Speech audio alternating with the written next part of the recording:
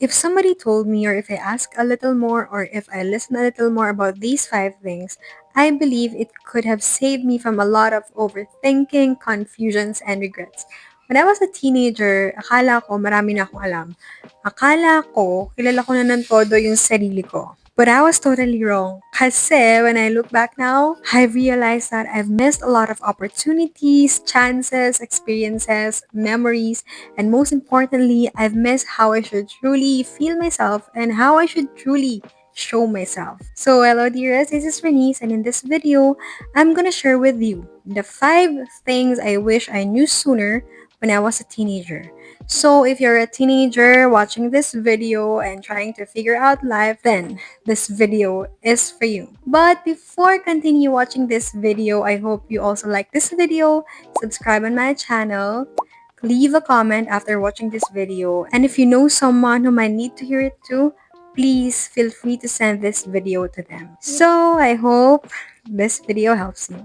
So first on the list, I wish I trusted myself more and understood that making mistakes are part of learning. Whenever there's a recitation, like in a classroom setup or in a seminar, guess who I am? I was always a student who wanted to try, who wanted to participate, who wanted to answer, but most of the time, didn't even have the courage to even raise a hand. Kasi sa isip ko, baka magkamali ako or baka mapahiya lang naman ako. So, yun yung inisip ko. And I can relate kapag sinasabi ng mga teachers, sinasabi ng mga ibang tao na mag-participate na kayo kasi baka hindi pa kayo makatulog. I can relate to that. Kasi at the end of the day, ang naisip ko ay, sayang, sana tinry ko pala or sana at least sinubukan ko. When I was a teenager, I was always very careful and very afraid of making mistakes. I know it's good to be afraid and very careful of making mistakes, but at the same time, it can also be unhealthy, especially when it limits you from showcasing your capabilities and seizing opportunities. If I'm being honest, hindi naman ako natatakot na magkamali dahil sa sasabihin ng ibang tao or reaksyon ng ibang tao sa akin. Kundi, mas natatakot ako sa kung ano yung magiging tingin ko sa sarili ko. It's more of like, if I make a mistake, I will be the first person to feel pity for myself. I will be the first person to feel embarrassed that will result in having a low self-confidence. But I've come to realize that there's a huge difference between knowingly doing what is wrong and unintentionally making a mistake. But going back to my point, the fear of making mistake can really limit us. You know what? Now I've become a fan of taking risks because I don't want to lose a chance anymore. When I was a teenager, I wish I trusted myself more that I can do a lot of things, I can learn a lot of things, and I can try again. And that if I make a mistake, the world would not fall apart, and that I can always redeem myself and see a mistake as a learning opportunity. Next is, I wish I knew sooner how important consistency is in things I'm good at. On my teenage years, alam ko na marunong na akong kumanta, marunong ako sumayaw, mag-drawing. I also know that I have interest in painting, video editing, and video making kasi bata pa lang ako, natatandaan ko na gumagawa na ako ng video. Like, nag-video ako sa sarili ko and then i-upload ko yun sa YouTube. Ako kasi yung medyo techy din talaga sa group and updated sa mga social media and all. Like, alam ko yung Dub Smash and Musical.ly. Kaya minsan naiisip ko na baka if I continue doing what I loved or doing the things I'm good at, baka may possibility na malayo na rin yung narating ko or mas marami na yung natutunan ko. But you know what? It will stay that way because a skill alone won't pave the way. Kasi sabi nga rin ng maraming speakers, consistency is the key. If you are in your teenage years right now and you already know your skills, the things that you love doing, here's my advice. Nurture your skills or the things that you have by learning. You know what?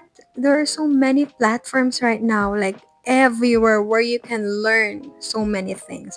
Unlike before, ng mga panahon ng mga magulang natin, na they needed to really enroll in a school or pay someone para turuan lamang sila. So on our end, since marami ng platforms, we really have to utilize these platforms. And of course, you also have to keep in mind that execution is as important as nurturing the skills that you have. Because, alam mo natin, di ba, ang kasabihan, practice makes perfect. And I really love what our former dean, Bambi, told us sa isa sa mga klase namin na practice makes you equipped and ready. Do what you love consistently, like make time for it, make a schedule if mas prefer mo yon. Never stop learning or never stop doing something until you truly master it. You'll never know, baka it's something that will open a bigger opportunity for you. The third thing I wish I knew sooner when I was a teenager is I wish I knew sooner that I was younger than I thought. I really hate it. Like, really, really hated it. I hate thinking that when I was a teenager, I thought I should be living maturely, I should act maturely, I should think maturely, just for other people to see me as a grown up woman. Imagine at 13 to 15 years old, I couldn't fully enjoy life because I thought I shouldn't be having fun. That I should focus on work, I should focus on responsibilities and school, that's it. Wala namang pumipigil sa akin, I know that. It's just that, ganon yung tingin ko sa sarili ko noon. While I credit myself for being mature enough and for being responsible enough, kasi honestly, it did lead me to a good path. I just don't like the idea that sometimes it felt forced. And when it was forced, there were moments that I felt burnt out, exhausted, and I felt like ninanakaw nito yung bawat sandali talaga and bawat moment in my life.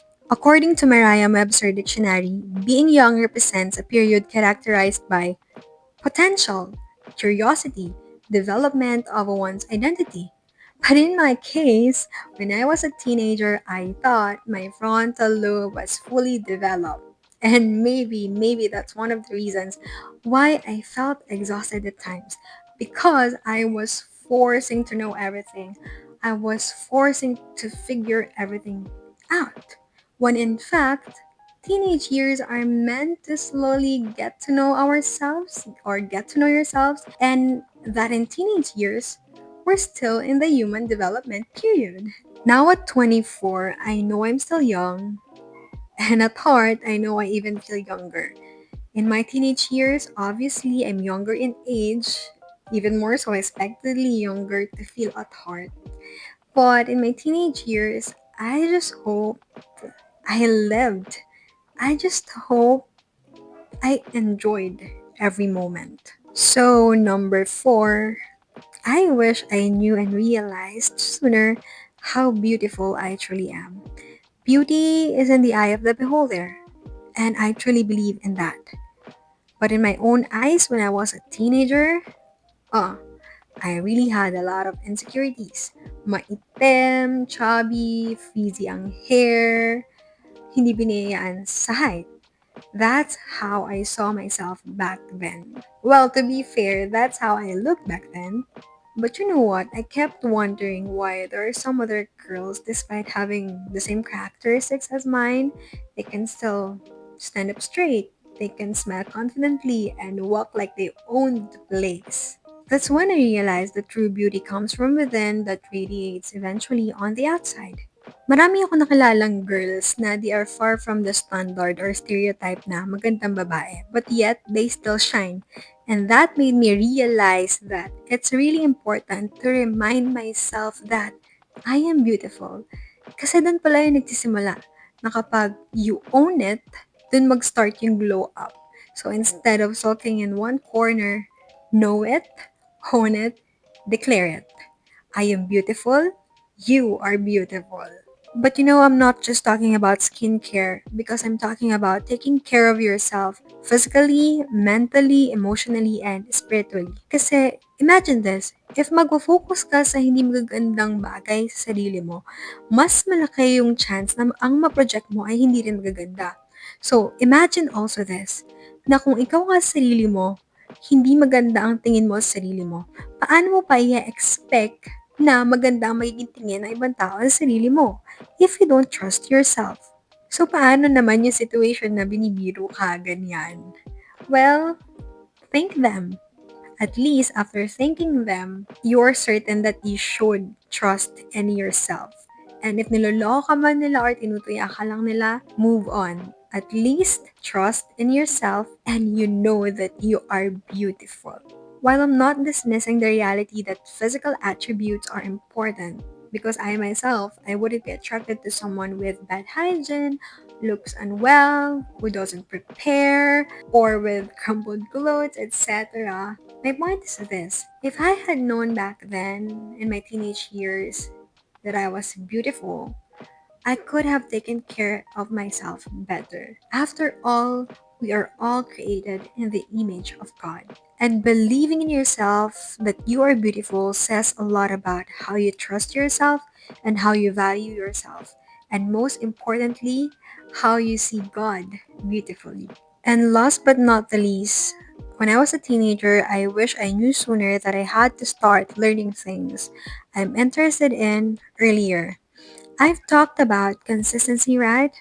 But you cannot apply consistency if you haven't learned things like talents or skills because you wouldn't be able to do things efficiently and effectively if you do not know about it. Right now, as a 24-year-old, I want to try a lot of things.